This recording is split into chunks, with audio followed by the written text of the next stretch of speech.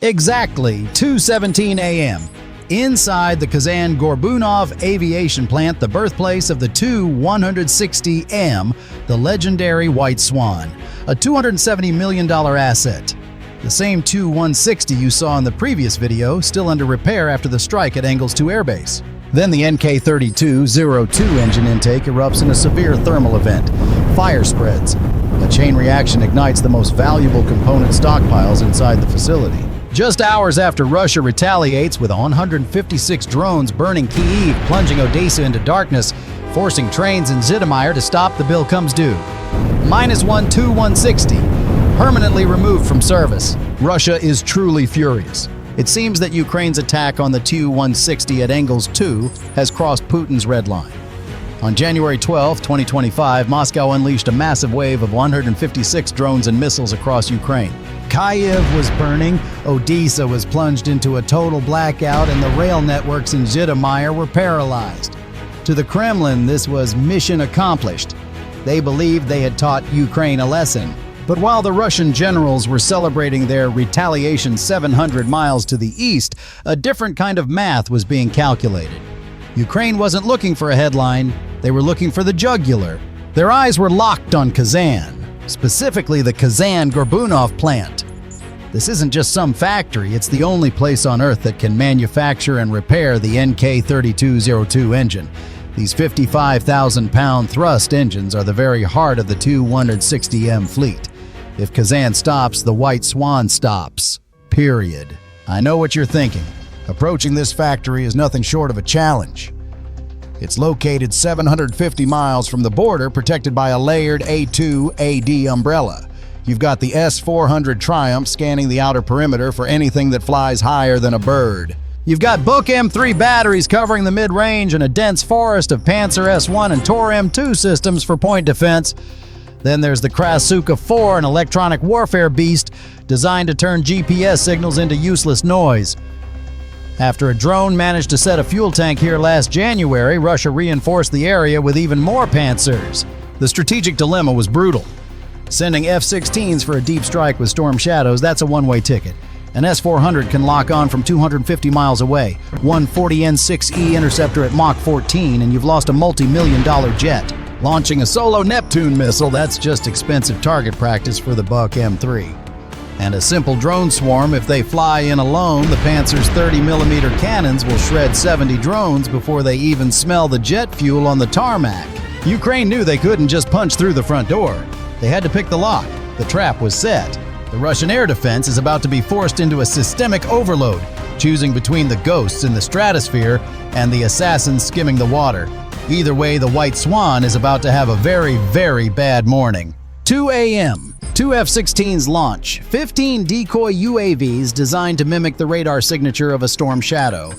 Simultaneously, 6 long Neptune missiles climb to 30,000 feet, glowing like flares on Russian search radars. Inside a dimly lit Russian command bunker, the Nebo-M radar, the massive high-tech eyes of the Kazan defense, suddenly erupts in a chorus of warning tones. At 250 miles out, something big is coming. To the Russian operators staring at their phosphor-green screens, it looks like their worst-case scenario, a massed wave of Storm Shadow cruise missiles and heavy-hitting long Neptunes. Now, if you were a Russian radar operator, you wouldn't hesitate. You've been told for years that the S-400 Triumph is the best in the world, so you do exactly what you've been trained to do. You flip the safety covers, lock the targets, and let the fire breathers loose. 840 N6E missiles each, as long as a telephone pole, and packing enough kinetic energy to vaporize a building roar off their launch rails. They tear into the night sky at a staggering Mach 14. Impact. One after another, the Russian monitors flash with target-destroyed icons. 10 decoys and 3 long Neptune missiles are turned into high-altitude debris. Inside the bunker, there are literal high fives. The operators are convinced they've just saved the factory and earned themselves a medal. But here is the genius detail that almost everyone misses. Ukraine didn't just lose those assets, they spent them. See, those 10 Storm Shadows were actually mild-style decoys, cheap drones equipped with radar reflectors. Think of it as sending a bunch of cardboard cutouts to a high-stakes gunfight. Ukraine just tricked Moscow into wasting 8 of its most advanced multi-million-dollar interceptors to kill pieces of flying plastic and aluminum. It's a masterclass in ROI using a $20,000 decoy to force the enemy to burn a $2 million missile. While the S-400 crews are celebrating their victory and reloading their tubes, they are blissfully unaware of the real killers. Because the S-400's radar is optimized to scan the stratosphere for high-speed jets and missiles, it struggles with something called ground clutter. Think of it like trying to find a specific ant on your lawn while looking through a telescope at the moon. By skimming the Volga River at a mere 260 feet, the swarm of 70 Liuti drones is effectively invisible. They are literally hiding behind the curvature of the earth and the riverbanks. The Russian command is laughing, thinking the threat is neutralized. They have no idea that while they were busy swatting flies in the upper atmosphere, the real strike force is still moving at 100 miles per hour, silent, relentless, and just 12 minutes away. Phase 1 is over. Russia has successfully defended the sky. The problem: Ukraine isn't attacking the sky, they're attacking the ground, and the door is now wide open for the next 3 layers of Russian defense to fail. 2:05 a.m. The swarm crosses the 70-mile perimeter. Now the stakes get real. If the S-400 is the long-range telescope of the Russian military, the Buk M3 is the middle manager of death. And unlike the guys in the back, these operators don't fall for decoys easily. Inside the Buk battery command vehicle, the atmosphere is cold and professional. No high fives here, just the hum of high-powered cooling fans and the rhythmic ping of a solid 3D radar lock. These systems are specifically designed to detect low-flying objects in the clutter of the Earth. 2 batteries spin their turrets, and within seconds, 14 9M3 170M missiles roar off their rails with a deafening screech. The night sky over the Volga River turns into a scene from a big-budget action movie. These missiles aren't just flying, they're hunting. For the first time tonight, the Ukrainian operators back in Kyiv feel the pressure. The telemetry screens start flashing red as the connection to 20 Liuti drones suddenly goes dark. One of the Neptune missiles takes a direct hit to its fuel tank, blooming into a massive fireball that lights up the river for miles. Inside the Russian command center, the generals lean in their eyes wide. They think they've found the kill switch. To them, the swarm is disintegrating. They see the losses on their screens and assume the mission is over. Russia is celebrating what looks like a miracle comeback. But here is where the AI brain of the 2026 edition Liuti drone changes the entire equation. These aren't just remote-controlled toys, they are flying computers. The moment the onboard sensors detect a Buk radar lock, the drones trigger an evasive cascade. They begin to jink and weave, calculating wind shifts and radar pulse intervals in milliseconds. Think of it like this. The Buk M3 is like a grumpy old man with an expensive shotgun, and the swarm is a cloud of angry hornets. He might hit a few with a lucky blast, but he can't stop the entire cloud. The drones dive even lower using terrain masking to put limestone cliffs and thick tree lines between themselves and the Russian radars. It's a high-speed slalom at 200 feet. The Russian missiles designed to intercept fast-moving jets find themselves struggling to track targets that are literally hiding behind a row of pine trees. Out of the 14 Russian missiles launched, 65% of them miss their mark, slamming into the muddy riverbanks or exploding harmlessly against the Volga's cliffs. The tension in the Russian bunker shifts from triumph back to pure confusion. They expected the screen to be clear. Instead, when the smoke settles, 50 drones and 2 Neptune missiles are still there, closer, faster, and more determined than ever. Russia almost won the middle round, but the swarm is still breathing. The middle managers just failed to close the deal, and the drones are now entering the 20-mile red zone. This is where the Panzer guns are waiting, and things are about to get very, very loud. 2:10 a.m. The swarm is now less than 20 miles from the Kazan plant. We are officially in the dead zone. 5 Panzer vehicles and 2 Tor units spin their turrets simultaneously. The quiet night is shattered by the sound of dual 30mm autocannons. These guns fire at a combined rate of nearly 5,000 rounds per minute. Imagine a wall of glowing green tracers tearing through the sky. It's surgical violence. The Panzer starts shredding the Ukrainian swarm. Missiles like the 57E6 scream off the rails, turning Liuti drones into falling confetti. In a matter of seconds, 25 drones are vaporized. One of the 2 remaining Neptune missiles takes a direct hit from a Tor-M2 and disintegrates in a spectacular overhead explosion. Inside the Russian point defense vehicles, the operators are sweating, but they're grinning. They see the kills stacking up. They think they've finally broken the back of the attack. To any observer, it looks like the Ukrainian swarm is in a total meltdown. It looks like the mission is about to end in a flaming pile of failure. Yet this is exactly when the overload cascade enters its final, deadliest phase. The swarm doesn't just panic, it splits. This is a pre-programmed tactical maneuver that catches the Russians completely off guard. The remaining drones divide into 3 distinct groups. Group 1. The sacrificial lambs dive straight at the Panzer radar arrays. They aren't trying to survive, they're trying to force the systems to focus on them. Group 2. The digital assassins activate short-range ECM jammers. They flood the Russian frequencies with electronic noise and specifically targeting the fire control links. For 45 critical seconds, 2 of the Panzer units go blind. Their screens fill with static, their guns stop firing. It's like a waiter being asked for 10 different orders at the exact same time. The system just locks up.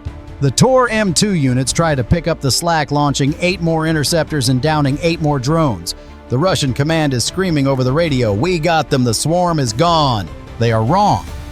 While they were busy swatting at the distraction and fighting the static Group 3, the strike group slipped through the gap. 22 Liuti drones are now inside the final perimeter. They are moving at full throttle, skimming just 50 feet above the ground, weaving between the factory chimneys. The tension is suffocating. Ukraine has lost 60% of its swarm. On paper, it's a bloodbath. But in reality, those lost drones were the entry fee to get the real killers to the doorstep. The Russian guns are still roaring. The missiles are still whizzing past like angry hornets, and the air is thick with the smell of cordite. But the math has shifted. Russia spent billions to build this wall, and Ukraine just found a way to make it blink for 45 seconds. That's all they needed. The White Swan is now just 120 seconds away from a very violent wake-up call. 2:15 a.m. We are now less than 5 miles from the Kazan plant. This is the end of the line. Russia is about to throw its final haymaker, the Krasuka-4 electronic warfare system. The air around the factory becomes a thick soup of invisible electromagnetic energy. This isn't just a jammer, it's a black hole for signals. Instantly, GPS goes dead. Satellite links vanish. Radio communication becomes total static. Inside the Russian command center, there's a sense of smug relief. The officers are watching their monitors, convinced the drones have just been blinded. Without GPS, a normal drone would just fall out of the sky or fly in circles. To make sure, a Tor-M2 battery opens up with its rapid-fire cannons, shredding 5 more Liu-Tai drones as they struggle against the electronic storm. To the Russians, this looks like the final victory. They think they've just toggled off the Ukrainian brain. Only 17 drones are left. Out of 70, that's a survival rate of less than 25%. The Russian generals are likely already drafting the mission accomplished report for the Kremlin. But here is the plot twist that turns a defense win into a strategic disaster. The Liuti drones aren't listening to the radio anymore. They've gone into silent hunter mode.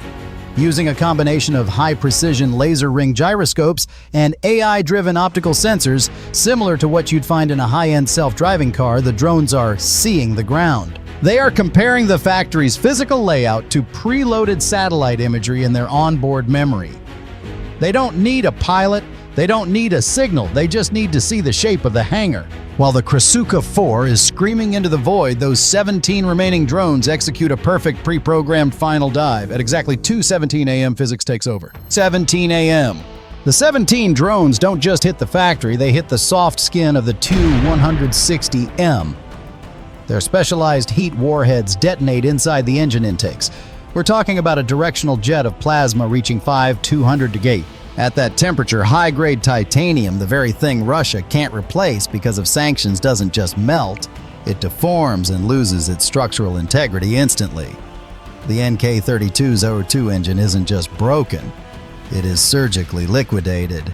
The secondary impact hits the nearby component warehouse. A chain reaction thermal event begins as stored jet fuel and specialized lubricants ignite. The Russian defense was a success in terms of numbers, but a total failure in terms of results. They shot down the majority of the swarm, but they couldn't stop the 17 that mattered. The White Swan is no longer a strategic bomber. It's now a $270 million paperweight sitting in a puddle of molten titanium. Russia successfully defended the air, but it just lost the war on the ground. Ukraine didn't need to win the fight, they just needed to deliver the bill. And that bill just came due in the most expensive way possible. When those 17 Lyuti drones impacted the engine intakes, they didn't just cause a fire. They triggered a catastrophic structural compromise of Russia's most precious aviation asset. At 200 degrees off, the high-precision titanium fan blades of the NK-3202 engines didn't just warp, they were effectively liquidated. Ukraine spent about $850,000 on that swarm.